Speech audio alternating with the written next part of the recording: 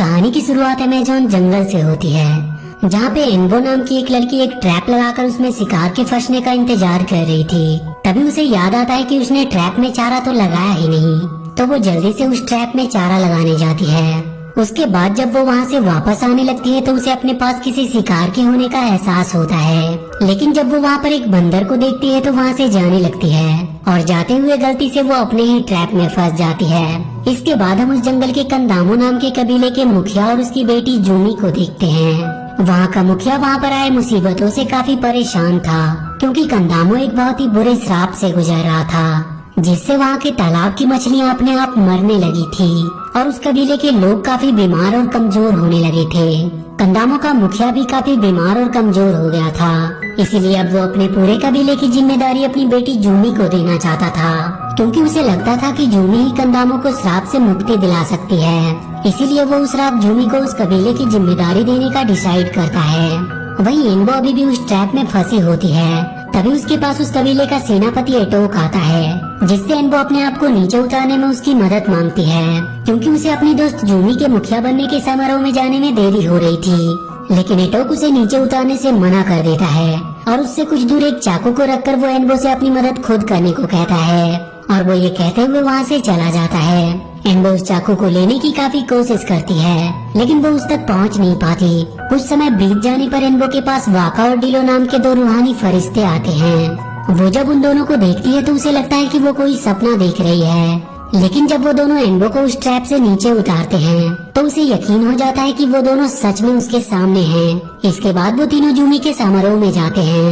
एन्बो उन दोनों रूहानी फरिश्तों को समारोह से कुछ दूर ही रुकने को कहती है और वो उनसे कहती है कि मैं जब तुम्हें बुलाऊंगी तभी आना। इधर जूमी काफी उदास होती है, क्योंकि इतने खास दिन पर भी उसकी सबसे अच्छी दोस्त उसके साथ नहीं थी। जूमी को कंदामो के मुखिया का हार पहनाकर वहाँ की जिम्मेदारी सौंप दी जाती है और थोड़ी ही देर में वहाँ पर एन्बो भी पहुँच जाती है, जिसे देखकर जूमी काफी खुश होती है और थोड़ी नाराज भी होती है, क्योंकि उसने आने में आज काफी देर कर दी थी। एन्बो जूमी को खुश करने के लिए उससे कहते हैं कि मैंने तुम्हारे लिए एक तोहफा लाया है। वो रूहानी फरिश्ते जो इस कबीले के श्राप के कारण जंगल से गायब हो गए थे, वो उन्हें वापस लेकर आई है और वो उन्हें आवाज लगाकर सबके सामने बुलाती है, लेकिन वो दोनों वहाँ पर आते ही नहीं हैं। इस पर सभी कबीले वालों को लगता है कि एन्बो झूठ बोल रही है और पूरे कबीले वालों के सामने एन्बो की बेइज्जती होती है और इस बात से दुखी होकर एन्बो वहाँ से चली जाती है। पर एक बार फिर से वो दोनों रूहानी फरिश्ते एन्बो के पास आते हैं, जिन पर एन्बो काफी गुस्सा करती है। तो वो दोनों उसे बताते हैं कि इस जंगल की ये हालत ये कोरोना नाम की एक डेमन के श्राप के कारण हुई है और वो इस श्राप को खत्म करने का उसे तरीका भी बताते हैं। वो बताते हैं कि इस जंगल में कहीं पे एक ऐसा पेड़ है जिसकी जड़ें इस श्राप को पूरी तरह से खत्म कर सकती है, लेकिन उन्हें ये नहीं पता कि वो पेड़ कहाँ पर है। पर वो किसी को जानते हैं जो उनकी मदद कर सकता है। वो एक विशाल कछुआ है जिसे लोग मतुलो मामा के नाम से जानते हैं। ये सब जानने के बाद एन्बो जूमी के पास आती है और वो उसे वो सब कुछ बता देती है, लेकिन जूमी को एन्बो की बातों पर विश्वास नहीं था और वो वहाँ की मुखिया होने के कारण उसे आदेश देती है कि वो मुतेलो कछुए को ढूंढने के लिए इस कबीले को छोड़कर कहीं जा नहीं सकती। इस बात से एन्बो काफी दुखी होती है, तो उसके पास उसकी दाई माँ कानो आती है, जो उससे कहती है कि तुम एक बहुत ही खास लड़की हो, इसीलिए वो रूहानी फरिश्ते तुम्हें दिखे। इसके बाद वो एन्बो को बताती है कि उसकी माँ को भी इस जंगल के रूहानी फरिश्ते दिखते थे। एन्बो उनसे अपनी माँ के बारे में और जानना चाहती थी, लेकिन उसे बाकी की बातें कल बताने का बोलकर उसे सुला देती है। अगले दिन एन्बो जूमी के पास आती है और वो उससे कानू के पास जाकर उसके और उसकी मॉम के बारे में जानने को कहती है। उसके काफी रिक्वेस्ट करने पर जूमी एन्बो के साथ कानू के पास आती है, पर वहाँ पर उन्हें पता चलता है कि कानू की तो मौत हो चुकी है। ये सब देखकर वो दोनों काफी दुखी होते हैं। तभी वहाँ पर उनका सेनापति एटोक आता है, जो कानू के मौत का जिम्मेदार एन्बो और उसके रूहानी फरिश्ते को मानता है। इस बात से एन्बो काफी दुखी होकर वहाँ से भाग जाती है, पर एटोक अपनी सेना के साथ जाकर उसे पकड़ने की सोचता है। इस पर जूमी उसे ऐसा करने से मना भी करती है, लेकिन एटोक उसकी बात नहीं मानता और वो वहाँ से एन्बो के पीछे जाने के लिए निकल पड़ता है। इधर एन्बो एक पेड़ से लगकर काफी रोती है। तभी उसे वहाँ पर एक छोटा सा कछुआ दिखाई देता है, जिसे देखकर उसे मुतेलो मामा की याद आती है और वो उसकी खोज में निकल पड़ती है। काफी दूर आगे जाने पर जब उसे भूख लगती है तो वो एक पेड़ से फल तोड़कर खाने की कोशिश करती है, पर तभी उस पेड़ के सारे चमगादड़ एन्बो पर हमला कर देते हैं और वो उसे उड़ाकर अपने साथ ले जाने लगते हैं। पर इससे पहले कि वो चमगादड़ एनबो को कोई चोट पहुंचाते, वहाँ पर वो दोनों रूहानी फरिश्ते आकर उसे बचा लेते हैं। एनबो उन दोनों को अपनी दाई माँ की मौत की खबर सुनाकर रोने लगती है। इधर एटोक एनबो को जंगल में ढूंढ रहा होता है तो उसे उस जंगल में एनबो की एक तीर मिलती है, जिसे देखकर वो समझ जाता है कि एनबो इसी रास्ते से आगे गई है। उधर जूमी अपने डैड को बताती है कि एटोक ने उसकी बात नहीं मानी और वो अपनी सेना को लेकर एनबो के पीछे उसे मारने गया है और इसीलिए तुम्हें किसी भी तरह से एटोक को रोकना होगा। ये बात सुनकर जूमी अपने 2 सैनिकों के साथ जंगल में उन्हें ढूंढने जाती है। इधर एनबो और उन 2 रूहानी फरिश्तों को रास्ते में जब भूख लगती है तो वो दोनों एनबो को तीर से फल तोड़ने को कहते हैं, लेकिन एनबो के सारे तीर रास्ते में ही खत्म हो गए थे। इसीलिए डिलो उसे एक घास की तीर देता है, जिसे देखकर एनबो कहती है कि इससे कोई फल कैसे टूट सकती है। तो डिलो उसी तीर से वहाँ के फल को गिरा कर दिखाता है और वो उससे कहता है कि हमें हमेशा अपने आप पर भरोसा होना चाहिए, क्योंकि भरोसे के बल पर हम किसी भी काम को बहुत आसानी से कर सकते हैं। फल खाने के बाद वो तीनों ग्रेट रिवर की ओर निकल पड़ते हैं और कुछ देर आगे बढ़ने के बाद उन्हें जंगल से निकलता हुआ धुआं दिखाई देता है और असल में वो कोई धुआं नहीं बल्कि डीमन याकू रोना होता है, जिसे देखकर वो तीनों भागने लगते हैं।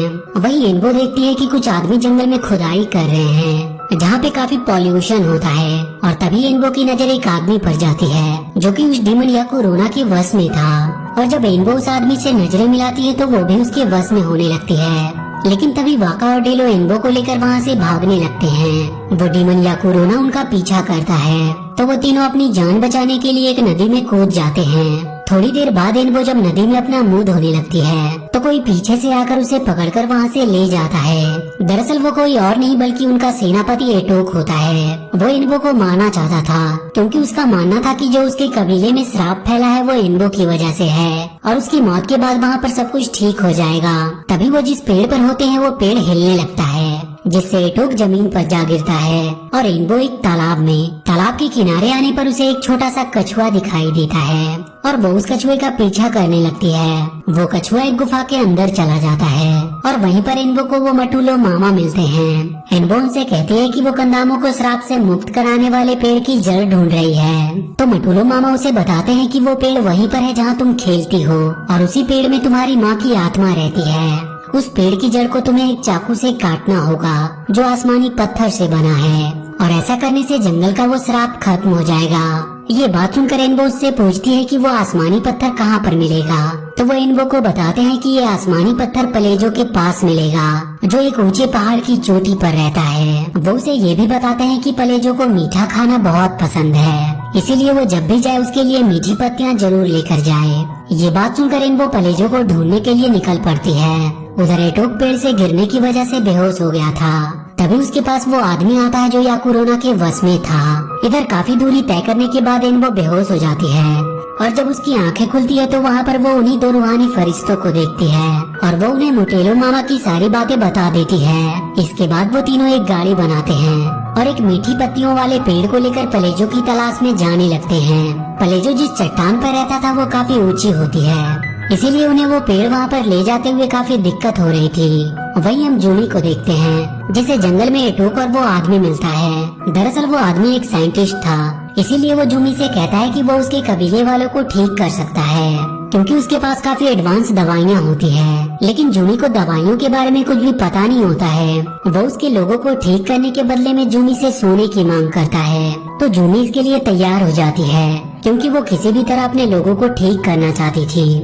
इसके बाद वो सभी कंदामों वापस जाने लगते हैं। इधर एनबो और वो 2 रूहानी फरिश्ते किसी तरह बहुत सारी मुश्किलों का सामना करते हुए उस पेड़ को लेकर पलेजो के पास पहुंचते हैं। एनबो पलेजो के पास जाकर उससे कहते हैं कि उसे मुटेलो मामा ने भेजा है और वो उससे वहाँ पर आसमानी पत्थर लेने आई है।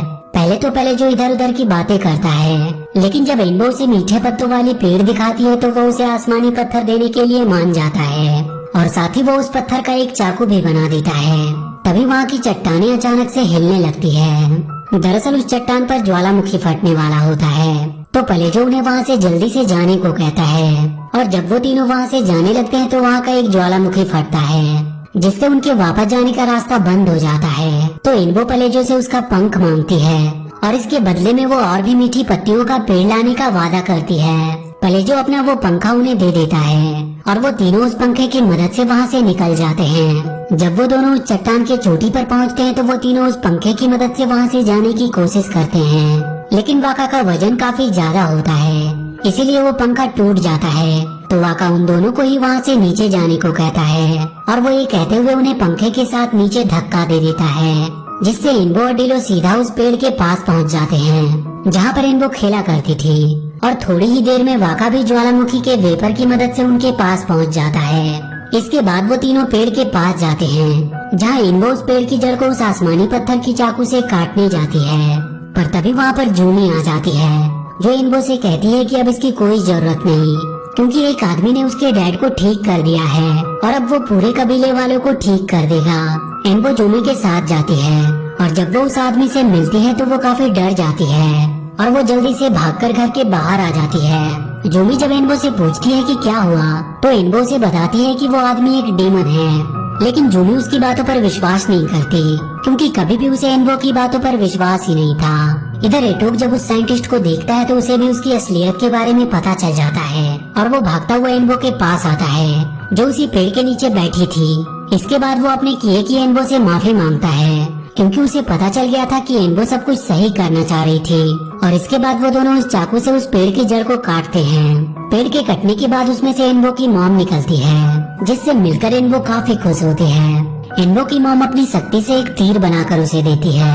इधर जूमी और उसके डैड भी याकुरोना के वश में हो गए थे, इसीलिए जूमी उस साइंटिस्ट के सामने सबको झुकने का आदेश देती है। सभी लोग उसकी बातों का पालन करते हुए उसके सामने अपना सर झुका देते हैं। इधर इन्बो की मॉम सोना निकालने वाली मशीनों को रोकती है और वो उस साइंटिस्ट के पास आती है और यहाँ पर हमें पता चलता है कि वो साइंटिस्ट तो इन्बो का डैड है, जिसे काफी समय पहले उसकी मॉम वहाँ पर लेकर आई थी, लेकिन अब वो याकुरोना के वश में हो गया था। ये बात सुनकर याकुरोना को गुस्सा आ जाता है और वो अपने असली रूप में आता है और इसके बाद वो जूमी को लेकर उन मशीनों की ओर चला जाता है। ये देखकर वो सभी जूमी को बचाने के लिए याकुरोना के पीछे जाते हैं और इसके बाद इन्बो जूमी को बचाने के लिए याकुरोना को जादुई तीर से मारने की कोशिश करती है, लेकिन वो उसे अपना डैड समझकर वो तीर चला नहीं पाती।